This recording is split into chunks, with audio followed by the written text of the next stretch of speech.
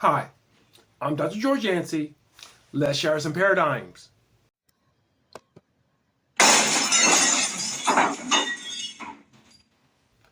And the paradigm I'll share today is, has Christianophobia declined?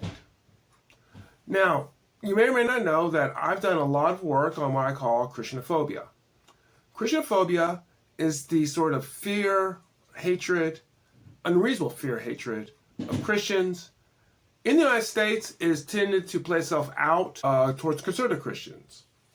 So I've done research on that, written books, articles. At one point, I think Wikipedia said that I was the foremost expert on Christianophobia in the United States. So for that reason, I've taken very special interest in seeing how Christianophobia has played itself out, especially with the Trump years.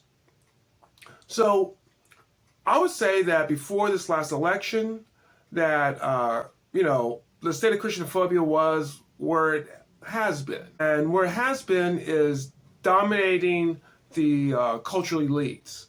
While politically, people with Christianophobia didn't always have total control, they had control of the culture, of academia, of the media, of the arts, and that was just a part of reality. One of the things that I noted differently from Trump's victory in 2024 as opposed to 2016 was he didn't just win the political battle. He also, to a large extent, won many segments of the cultural battle. Which leaves the question, if Christianophobia, one of the major ways in which it deals with and is a threat is through cultural elitism, through the sort of research we do, through the sort of media we have, the entertainment we consume. Has that changed, and is it on the decline? With his political victory, has the ability of those with Christianophobia decreased in their ability to harm Christians? I think the answer is somewhat complicated. In short, to some degree, with at least in the media realm, where I think there's been victories for President Trump and for conservatives. And while I do criticize Trump, I think in some ways long term he may make Christianophobia worse because of the reputation it gives Christians. At least in the short term, I do concede that the media is not quite as hostile towards conservative Christians as it used to be.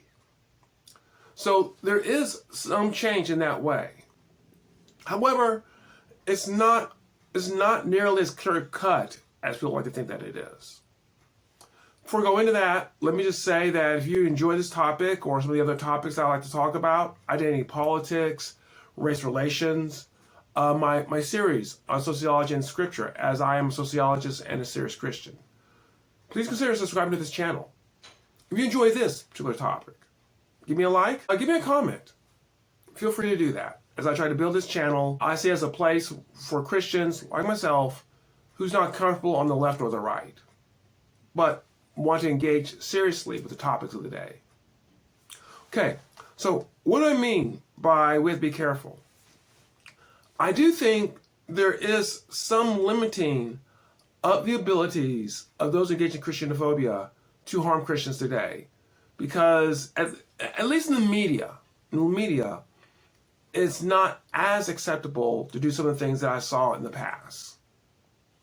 Having said that, it is still the case that those with Christianophobia have prominent cultural positions, particularly in academia and the arts. As an academic, I can speak more clearly about what's happening in academia than I can in the arts. In the arts, I just read things about. In academia, I live it out. And what's happened is that a lot of the overt anti-Christian animosity has been driven quasi-underground. There's still a lot of articles out there that are highly critical of Christians that I think have some elements of Christianophobia in them, unreasonable hatred, fear. But they don't get quite the prominence they once had because there's not a media that's amplifying them, at least to the degree they used to. So in that sense, you could say that while in academia, I've not seen a decrease in Christianophobia, I have seen the ability of Christianophobia to impact the larger society to have lessened. I think one of the things I've seen is certain Christians have used this moment of time where there's less overt hostility against them to sort of trumpet their own causes in ways that I don't think is helpful and can come back and bite them. I'll give you one example. There's a big push to put the Ten Commandments in classrooms, but not to allow them to mandate them. I personally think this is a mistake. Now, don't get me wrong. I'm all for the Ten Commandments. I believe the Ten Commandments are the greatest commandments ever written. And we live our lives by them. How much would we be as well as the rest of the world? So this is not an anti-Ten Commandments perspective. But it is a perspective that we do live in a multicultural society. It's one thing to say that if you want to put the Ten Commandments in, you have the right to. I would support that. Just like if you want to put other things in. Within reason, you have the right to. But to mandate them, think about it. An atheist teacher mandated to put cameras up there can take shots at the Ten Commandments and at Christianity during the class. Do we as Christians want to force people to articulate a Christian belief they don't have? I think it's short-sighted.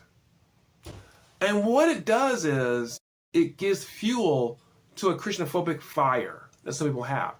Even if they don't have the power to act on it today, they will get the power eventually. You see, our society goes from back and forth to one group having power to another group having power. And these Christians kind of feeling their oats, having an administration that says, yes, you can do this. Yes, you can sort of attack the ideas you don't like, get it kicked out and put your ideas in there. Doing some of the same things that I've critiqued those on the left of doing, are set up a situation that when their administration, the administration they want is no longer in power, there'll be a backlash. So, yeah, things are better in the short term. I think in academia, where there's a lot of academics who still have their Christianophobia, can't get it out as easily in the public sphere as they once did. But the day will come where they can. And for those reasons, I would ask my Christian brothers and sisters to tread lightly in this day. Don't lord the relative cultural power that you may have of this day over others and force rules that you would not like forced upon you. I think we need to be careful. Christianophobia is less. To think that's gone away and will not rear its ugly head at some point in the future, or still even today, is a mistake. Well, I hope you enjoyed this. And if you did, please come back. We can shatter some more paradigms.